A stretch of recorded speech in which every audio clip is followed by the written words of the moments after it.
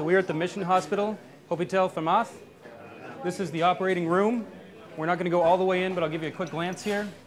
We have an anesthesia unit, post-anesthesia. On the left is a clean OR. You can get a quick shot of that. That's a clean OR. Sterile procedures are being done there. On the right, no, not too close now. On the right is a less sterile OR, and that's being done to do wound debridements and so forth. This is Nicole. She is the circulator extraordinaire, and she makes this place run, gets the surgical schedule up, gets people in as appropriate. This is Dr. Claude. He is one of our best Haitian physicians, and he was here on his feet for 72 hours after the initial disaster, non-stop. He took a short break to take 30 Haitian orphans to homes in the United States. All right, that's the OR. Come with me. Come. There she is, Mommy. Okay.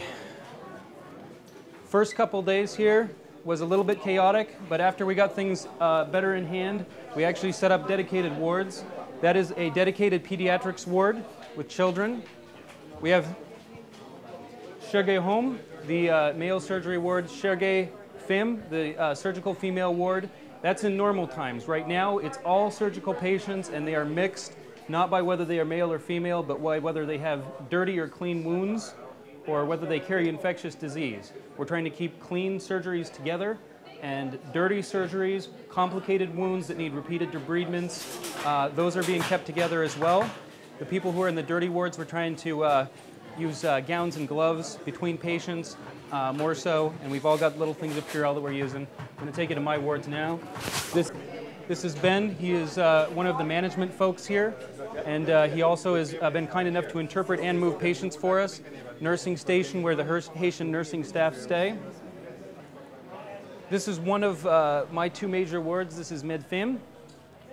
And in this hospital is basically 90 to 95% orthopedic surgery and complications thereof. We've got a little bit of infectious disease and general medical issues. This young lady had a crush injury to her right lower extremity. Her name is Miss Clotilde. And we tried to spare the wound. We did a couple of wound-sparing surgeries with debridements. Unfortunately, the leg became badly infected. She now has a right below the knee amputation that's going to need an additional surgery to get closed. This is Islan Pierre, and she had a right femur fracture, which was very displaced. And now we have a little bit more surgical capability. She's actually got a plate and screws in there, and it's actually a very nice surgical result. She's a young, just a lovely young lady, and like many of our Haitians here, despite the dramatic circumstances that they've been through, has a fantastic attitude and is going to get better. We'll go down the line.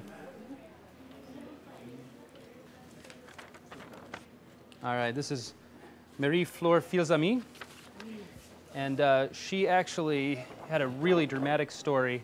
She was crushed in a building with several other people. I'll hold that up for you and see if you can see it.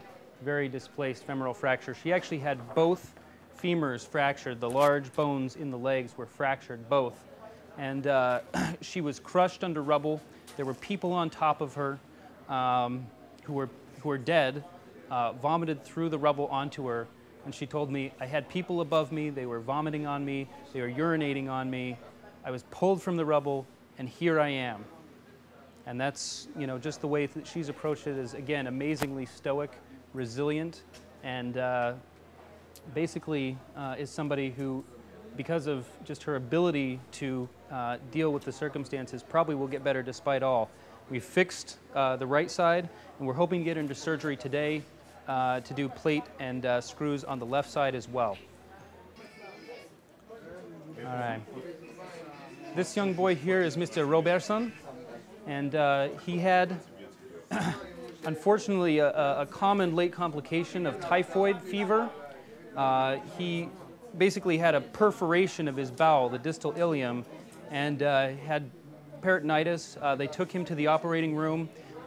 They basically resected out the affected bowel and reanastomosed, and he's been coming along beautifully on IV and oral antibiotics and fluids, and was afebrile this morning, and he told me his belly didn't hurt. He does have some drains in, basically just to collect the fluid which is draining from his abdomen. but he continues to get better day by day, and we're very happy with the progress that he's making. Like our other patients that I pointed out to you, he has a fantastic attitude. When he came in the day after his surgery, I asked him how he was feeling. He said, "I'm feeling fine." So it's an example of just how strong these people are. It's really our ace in the hole that despite all they're going through, they just persist, they keep on, and it's amazing. This young man also has typhoid. We confirmed that by Wadal. He also has laboratory-confirmed typhoid as well as a clinical picture that fits perfectly with it. He came in with a high fever, diarrhea of several days' duration, streaked with blood, and was starting to develop abdominal pain, peritoneal signs. Thankfully, he was started on antibiotics early than his counterpart, Mr. Robertson, and we don't think that he has a bowel perforation. His fever has gone from 103.1 at presentation down to 100.4 today. His heart rate is normalized, he's getting hydrated, and I think we may, if we continue him on IV antibiotics till he becomes afebrile for 24 hours, be able to get him home to complete the course of his antibiotics orally. So he may be only 1 or 2 days from heading home if we're fortunate. This is Mr. Gesnar, and he's another person who was just a dramatic story, crushed in rubble with his wife. He was pulled from the rubble. His whole body is covered with deep abrasions. His wife did not make it out alive. His leg had a badly comminuted tibial fracture. These are external fixation pins which are in here. Unfortunately, despite, again, several surgical attempts and debridements, it looks now as though he has necrosis of the bone and probably will have to have a below-the-knee amputation. However, the plan for this mission hospital, believe it or not, is to come back in 3 months with a series of prostheses, hopefully donated, and actually do a prosthetic clinic. So these people might actually be up walking sooner than even if they had gone through limb-sparing surgery successfully. People sometimes can be splinted or casted and sent home the same day, which is preferable. Other people clearly need surgery for badly displaced or comminuted fractures. Those ones we try and admit to a bed if possible and set them up for the surgery the next day. Sometimes we're getting people into surgery the same day. And then down this hallway is our transfer area. These are folks who have basically been flown in by the Army or transferred in by other hospitals for surgeries. Some of the other hospitals, from what we're told, are completely overwhelmed with just basically dirty wounds, wound sepsis, need for amputations.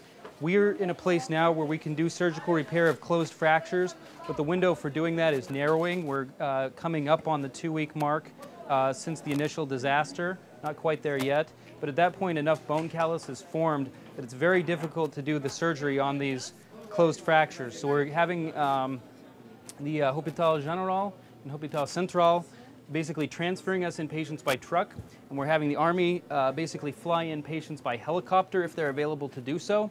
And we take them here, intake them, because we've completely used every bed in the hospital, including some administration rooms. Rooms that are normally administrative offices now have patients in them.